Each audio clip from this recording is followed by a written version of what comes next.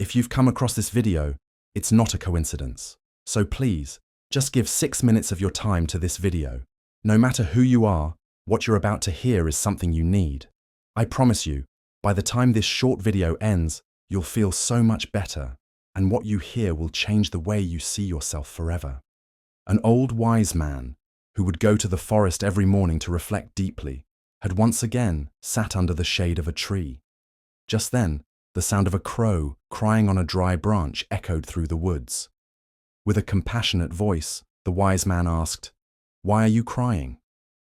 The crow replied in despair, "I am the most miserable of all creatures. Children throw stones at me, dogs chase me out of their yards. People say my feathers are pitch black and are disgusted by me. I am not wanted anywhere.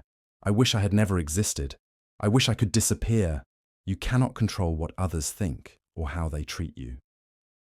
If you wish for everything to go the way you want it, and reality turns out differently from your expectations, that's when you begin to feel upset. So, could it be that your current sorrow is not coming from the events themselves, but from what you think should have happened? But I will help you, dear crow. I can put an end to your suffering. Tell me, if you had the power to change your nature, what would you want to be? The crow replied without hesitation, "I would want to be a swan, pure white, graceful, and loved." The wise man smiled. "Then, before you rush to change yourself, I want you to speak with a swan. See what the creature you admire is truly experiencing." For the first time, the crow set off with a glimmer of hope in its eyes. It found a swan gliding gracefully along the edge of a pond and approached it. "You are so pure, so graceful, so beautiful. Poets write verses about you. You must be the happiest bird in the world." The swan gracefully bowed its neck and replied, "But I am not happy. While there are so many colors in the world, I am only white. If only you knew how much I envy the parrot's colors. Against the white clouds, I'm just a bundle of white feathers. I barely stand out. True happiness must belong to the parrot." Once again, the crow set off on its journey. It found a parrot dazzling with its colorful feathers and spoke excitedly, "You are so beautiful. Your colors are mesmerizing. You must truly know what real happiness feels like." The parrot fluffed its feathers, took a deep breath, and said, "My colors are my curse. People cage me because of my beauty. Even in the forest, I live in constant fear of traps. But the peacock, now that's different. A magnificent bird like that must truly know what happiness is." Hearing these words, the crow flew for miles. At last, it found the peacock in the garden of a temple. People were offering it flowers and food. The crow thought to itself, "At last, I've finally found a bird that truly possesses real happiness." Once the crowd had dispersed, the crow approached the peacock.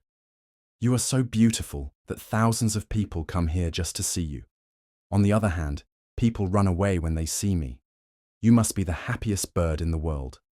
The peacock lowered its head and replied, "I used to think I was, but now my feet are bound with golden chains. They pluck my feathers. They force me to dance. People say they worship me, but it's a prison made of admiration. Do you know what my true dream is, dear crow? To fly freely, to choose my own path. When I see you soaring freely in the sky, my heart aches with envy. I wish I could be like you." The crow was stunned. It didn't know what to say. "But everyone hates me." The peacock let out a deep sigh.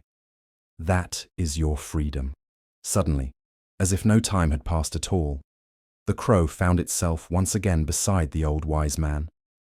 "Now I understand," it said. "The swan's beauty traps it. The parrot's colors imprison it in fear. The peacock's glory binds it with golden chains. But me, I am free.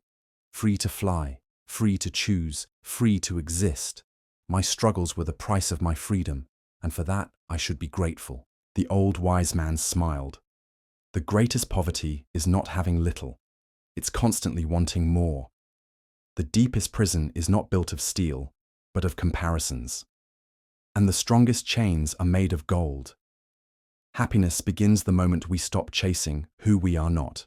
From that day on, when the crow looked at its reflection, it no longer saw an ugly black bird. It saw a creature as vast as the endless sky it flew in, as free as the wind that carried it, and as rich as the life it had come to embrace. Dear friends, we've come to the end of this wisdom-filled story. I hope this lesson has left a deep impression on you as well. Remember, it's not just the crow, even an ant or a fallen leaf from a branch can teach us profound lessons. Because just like a tree whose roots run deep, we too are rooted in this nature. We are all connected.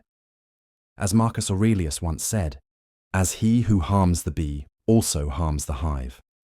Just like the crow, we can spend our lives wishing to be someone else. Or we can choose to discover who we already are.